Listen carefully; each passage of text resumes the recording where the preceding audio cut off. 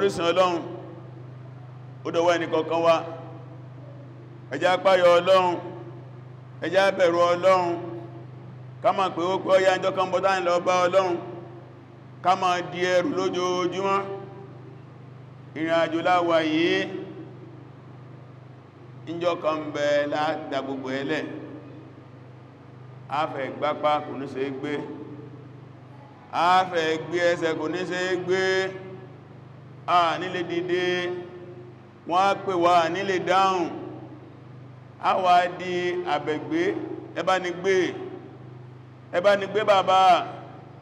ẹbá ni gbé ya ẹbá gbé bọ̀dá ẹbá ni gbé wọn ẹn tí ma gbéra tẹ́lẹ̀ fúnra rẹ̀ tí ó di fúnra rẹ̀ a lọ iléèwẹ̀ fúnra rẹ̀ a wẹ̀ fúnra rẹ̀ a gbọ́nsẹ̀ fúnra rẹ̀ a fúnsẹ̀ fúnra rẹ̀ kò wá lè dásí máa àmá ta ní ó gbé wa ń jọ náà lọ ta ní ó wẹ̀ wa àmá kanáàtì ìjọ yẹn jọta parí iṣẹ́ ìjọjẹ́ ò sí mọ́ lọ́mọ ń bọ̀ mọ́ ìjọjẹ́ ò sí kíníkà mọ́ tó fẹ́ dáwọ́lé mọ́ kanáàtì ìjọ yẹn ọjọ́ ńlá ni ẹ̀rì ní Al-Qur'an Karim nínú Surat Al-Imran wọ́n fẹ́ káyà méjì fún wa inú súra yìí inú àwọn àyà tó sọ nípa ikú àyà púpọ̀ ní Al-Qur'an tó lọ fi rán wa létí tí ó fẹ́ ká gbàgbé ẹ̀rì àyà 185 Quran chapter 3 verse 185 ọlọ́ni kullu nafsin ọlọ́ni gbogbo ẹ̀mí ní gbogbo èèyàn ní pé kullu insani gbogbo ọmọnìyàn kullu muri'in gbogbo ọmọnìyàn dha'iqatul maut òní wọ́n tọ́kúwò gbogbo ọmọnìyàn ni ó tọ́kúwò ikú ọmọ ọmọdé kọ àgbàlagbà kọ ọmọkùnrin kọ ọmọbìnrin kọ ọmọ olówó kọ ọmọ tálákà kọ ọmọ olórí kọ ọmọ ọmọlẹ́yìn bá ti tó ó ní gbogbo wa látọ́kúwò ọlọ́ni wa innama tuwaffawna ujurakum yawmal qiyamah bẹ̀bọ̀ wa kú tán ẹ máa bẹnu sàárè fáwọn àsìkò kan tó bá di ọjọ́ ọgbẹ́ndẹ̀ alìkìyàmà àwa gbẹ́yìn dìde àwa san ní ẹ̀san sẹ́yìn tí ó pè pérépéré in kana khairan fa khairu jaza wa in kana sharran fa sharru jaza tàgbésẹ̀ ilẹ̀ bá ṣe iṣẹ́ rẹ̀ lẹ́san tẹ́ gbà tàgbésẹ̀ ẹbú lẹ bá ṣe abúnà lẹ́san tẹ́ gbà ọlọ́ni faman zuhziha anin-nar gbogbo ẹnikẹ́ni tàà bá gbé kú ònú náà wa udkhila al-janna tàwà fi wọ àlìjánà faqad faza ọlọ́n ló jèrè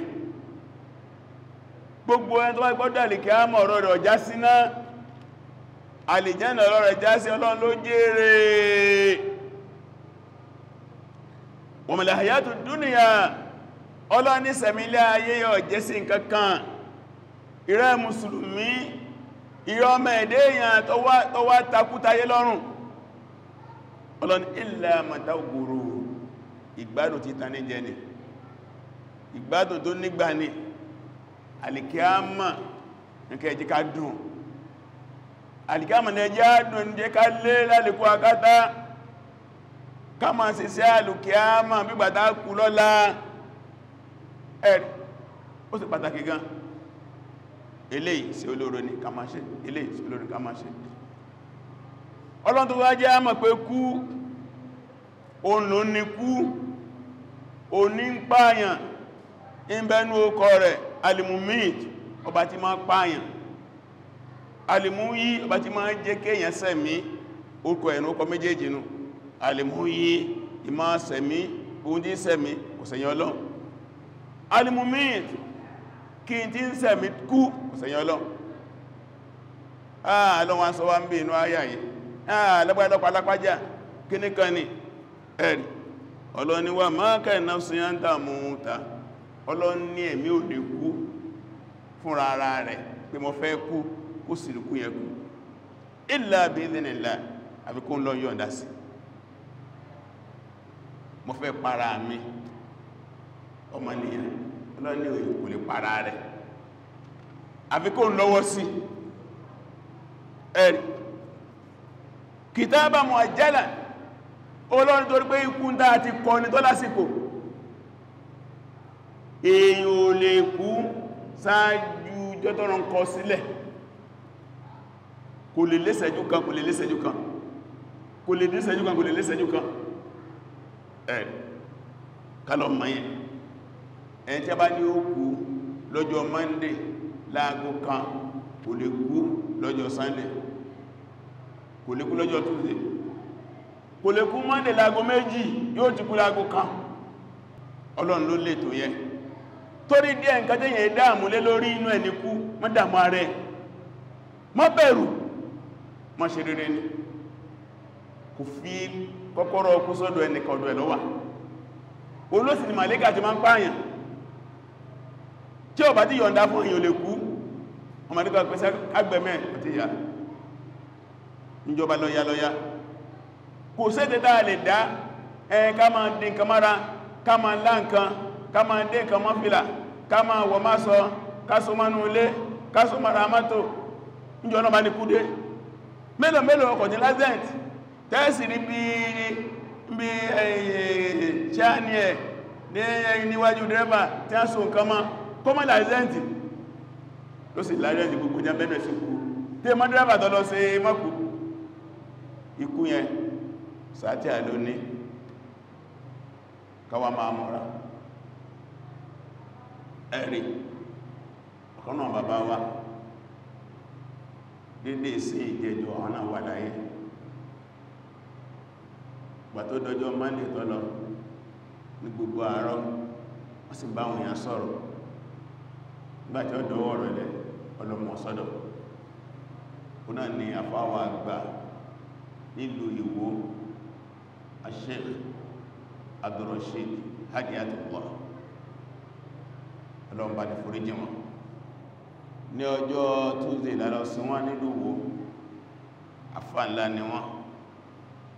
alim min ulama al-umma tán bá ń wánú àwọn afáwú mọ́ àwa mùsùlùmí lórí ilẹ̀ ayé wọ́n ìsáàbá ilẹ̀ Yorùbá nìkan wọ́n ìsáàbá Nàìjíríà nìkan afá ayé ni wọ́n bọ́lọ̀ dáìyà min du'atil amilin tí a bá ń wá àwọn olùpèpè sójú ọ̀nà Ọlọ́run àwọn tí wọ́n nímọ̀ tí wọ́n lómọ̀ bàbá ìjẹ́ kan ẹ̀rì bàbá ìjẹ́ kan wọ́n kéwú ní Nàìjíríà wọ́n kéwú níta wọ́n kéwú Saudi Arabia Jami'a Islamiyya nígbà jẹ́jẹ́ ẹ̀dà Jami'a Islamiyya tí ó ní ju faculty méjì lọ ìgbà náà bàbá ìtì lọ ló ti kéwú wọ́n ti ṣe Ọlọ́run títí Nàìjíríà wọ́n tún rán wọn lọ sí Amẹ́ríkà wọ́n ti ṣe Ọlọ́run ní Amẹ́ríkà kan padà wálé kàtọ́ wá jókòó sílé wọ́n dálé kó kan sílẹ̀ ní àgbẹ̀ ní Kúlátù Sharia ìlú Ìbàdàn ní àti dálé ní 1988 wọ́n wá padà kó lọ sí Ìwó 1995 nígbà bàbá wa gbà nílẹ̀ Saudi Arabia al-Mufti al-Aam bàbá Bin Baz tí wọ́n jáde láyé bàbá wa adéyàtò láìsí ìjọba bàbá Bin Baz wọ́n padà sọ lé kí wọ́n padà yí padà sí Kulliyatu Sheikh Bin Baz bí Sharia wọ́n gbé kó ní Kulliyatu Sharia látara àfẹ́jáni sí bàbá wa Bin Baz rẹ̀ àti bàbá Bin Baz bàbá wa Hadiyatullah gbogbo àwọn afọ́wà tí wọ́n ti lọ ọ̀dọ̀ bá ní kí wọn bá ní foríjì bá ń ṣe kó ní sinmi fún wọn ẹ̀rí gbogbo tí bàbá wa ìdá alẹ́ ọlọ́mọjọ bàjẹ́ ilé ọ̀nà wọn ọlọ́mọjọ bàjẹ́ àwọn olórí ìgbìmọ̀ alákan Nàìjíríà dáńpẹ́ ní Al-Majlis Al-A'la Lish-Sharia Supreme Council for Sharia àwọn olórí pátápátá tó kú gbogbo àfá Haúsá àfá ilẹ̀ Yorùbá àfá ilẹ̀ Ìgbò sínú àbẹ̀ọ̀nà ọba nìkọ́lá kọlọ̀bà ní síkọ́ ní sí fún wa àwátá wá sẹ́kù láyé lọ́jọ́ jìnà síra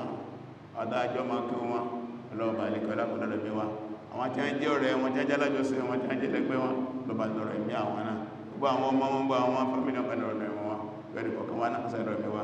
àwọn tó ń bẹ ọlọ́run bá alékọ́lá kò sẹ́kẹ́ káàkiri orílẹ̀ ayé náà wàhálà ọlọ́run bá ní dínkù bá ní sẹ́mà ọ̀rọ̀ Filastin àgbọ́dọ̀ má sọ gbogbo láàmà sàdúwà fún wọn wọ́n bẹ nínú ra wọn àrò oúnjẹ wọn àrásọ wọn àrí kankan tí àwọn Israel tí wọ́n ní wọ́n lára ṣùgbọ́n náà bá wọ́n nígbàtọ́lọ́ bá ń sọ wọn inú Suratu Mudaththir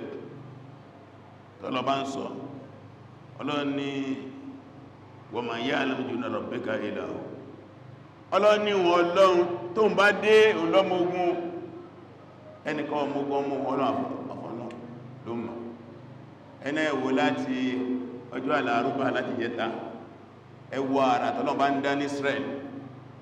ọlọ́bá dẹ̀nà sí wọn iná ti pa wọn ọ̀ká tẹ́mà pé ìpé pọ̀ táwọn àbáǹsẹ́ ọ̀pọ̀pọ̀ ìtẹ́ ẹ̀gbẹ̀ lárúbáwá ẹ̀mọ̀ àdúrà kan bẹ táwọn bá máa ń ṣe jẹmásẹ̀ ní kùnú tẹ́mà sáàmì wọ́n ní Allahumma arina fi a'da'ina qurrata a'yunika ìrẹ́ Ọlọ́run àwọn ọ̀tá wa bá ní fi hàn wọ́n pálágbára ní ẹ̀ járí agbára rẹ̀ látara wọn ọlọ́ba dá iná sí wọn ọdẹ́ná sí wọn bọ́wọ́n ṣe ń dáná sọ àwọn ará Gaza ọlọ́ni kíná náà wá sẹ́lú wọn ẹ̀rí bó ṣe rí wọ́n rí bá dì sí gbogbo àgbáyé ló ti máa ń kó panápaná wá láti France láti Canada láti Italy láti UN láti UK tí a pé kíparáyé ẹ̀san ló ń dé yẹn àpẹ́ ọlọ́ọ̀bà àlekọ́lá kọ́lọ má ṣe ìyà wọn ní fífúyẹ́ kọ́lọ ń bá ní rọ̀jò ìyà lé wọn lórí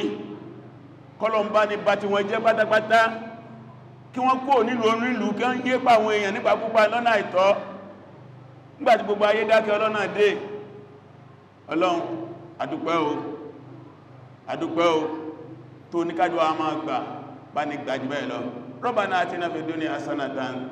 wa fil akhirati hasanatan wa qina adhaban nar